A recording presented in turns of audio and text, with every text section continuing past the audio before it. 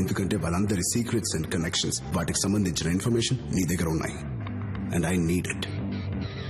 ఈ bullet proof jacket వేసుకో.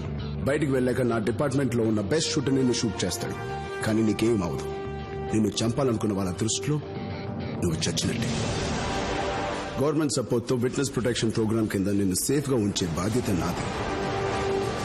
దేశాన్ని మోసం చేసి ఎంతో మంది విఐపీల ముసుగులు తీయడానికి నువ్వు చేసే హెల్ప్ కి నేనిచ్చే ఆఫర్.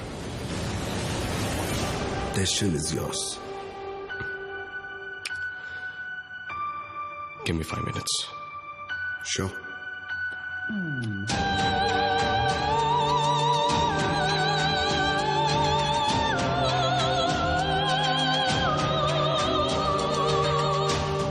కన్నా, ఎలా ఉన్నావు? నీ నుండి నన్ను నేను కాపాడుకోవడానికి పోలీసులతో వచ్చేలా చేశావు కదరా. అందరినీ చంపేసి నువ్వు ఒక్కడివే ఉండి ఏం సాధిస్తావు కన్నా? మనుషులంతా కలిసి బతికితేనే కదరా ఆనందం. ఇది కూడా తెలుసుకోలేని తెలివి ఏం తెలివిరా? ఇన్నాళ్ళు నువ్వు చెప్పిందంతా వినుకుంటూ వచ్చా. ఈ ఒక్కసారి నా మాట విను కన్నా. ఆ బాబు చెప్పినట్టు కోటేసుకోరా. వేసుకో కన్నా కోటు.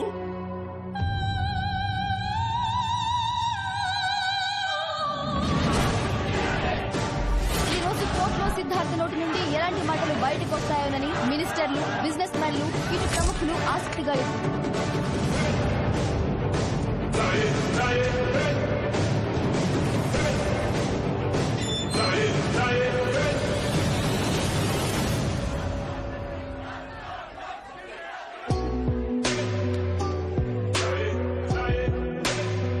Good choice. రణబీర్, చెప్పు Dhruva. Everything as per plan. Take questions. Okay.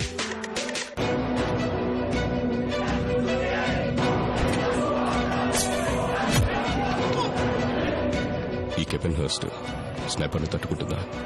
Don't worry, Siddharth. It's a Type 3 ceramic metal reinforced vest, especially for snipers. Let's see.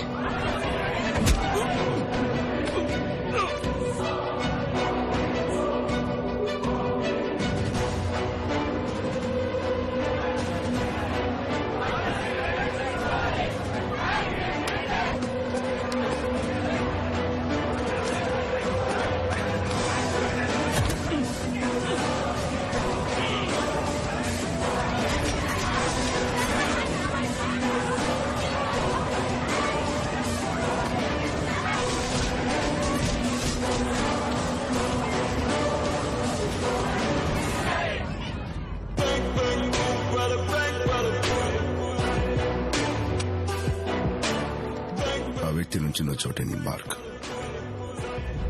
Correct గా మార్క్ దగ్గర వెళ్ళాక నా షూటర్ నేను షూట్ చేస్తాడు. Ranveer, I'm at the vantage point.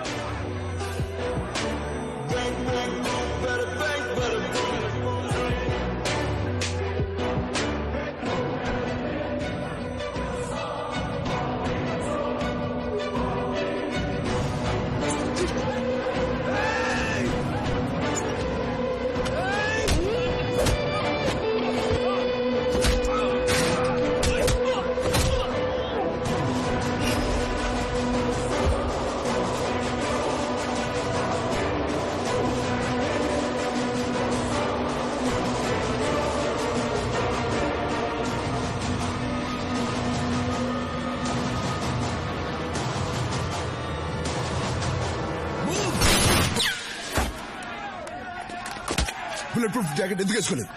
8నే waste ఆపలేదు.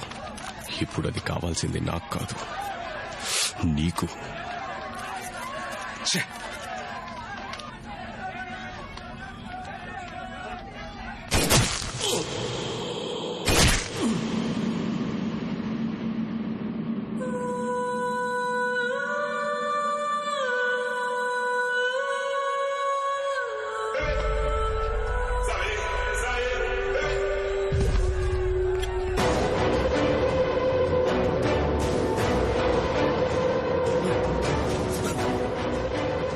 Get up! Somebody call the ambulance! ప్రేమ పగై చంపాలనుకుంది, శత్రువు బతికించాలని పడుతున్నాడు. అష్టదిగ్బంధనం అప్లై చేశావు. 8 చావేరా జరిగి తీరాల్సిందే. So that's stay with me. Somebody call the ambulance. ఎందుకు వరి అవుతున్నావు? నేను చస్తానా లేక నువ్వు అడిగిన ఎవిడెన్స్ ఇవ్వలేదనా? నువ్వు అడిగింది ఇచ్చేశాను. ఎలాగో చెప్పు. This is not the right time to talk. This is the only time I have. ఆలోచించు. Think about it.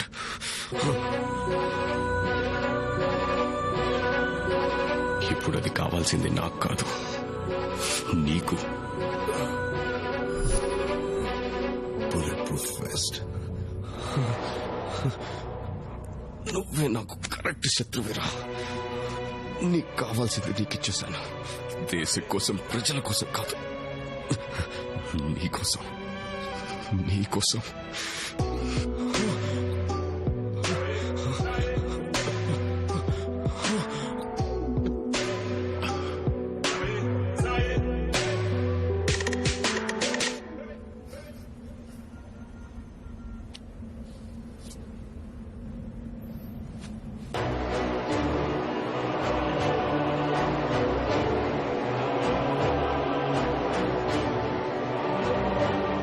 చూడని అరెస్టులతో దేశమంతా ఆందోళన మొదలైంది. పలు బడా వ్యాపారులు, రాజకీయ నాయకులు స్పష్టమైన ఆధారాలతో సహా చట్టానికి దొరికిపోయారు. ఇదంతా ఆయా వ్యక్తుల్ని సిద్ధార్థ అభిమన్యు బ్లాక్ మెయిల్ చేయడానికి దాచిన సమాచారం దొరకడం వల్లే సాధ్యమైంది.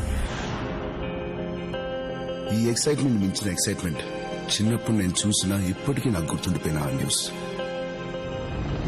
15 ఏళ్ల కుర్రాడిని పోలీసులు సంఖ్యలతో లాక్కెళ్తున్నారు. ఆ రోజే ఏంటి ఎందుకని ఆలోచించాను. తను న్యూస్ ని సృష్టించడం మొదలుపెట్టినప్పుడే నేను న్యూస్ ని అనలైజ్ చేస్తూ ఎదగడం మొదలుపెట్టాను. చుట్టూ మురికి మధ్యనే బతుకుతూ ముక్కు మూసుకుని ఏ కంపు లేదని నన్ను నేను మోసం చేసుకోవాలా, లేదా ధైర్యంగా ముక్కు మీద నుంచి వేలు తీసేసి దాన్ని శుభ్రం చేసే ప్రయత్నం చేయాలా? ఆ రోజు నాకు నేను వేసుకున్న ప్రశ్నకి ఈ రోజు నా జీవితమై సమాధానం.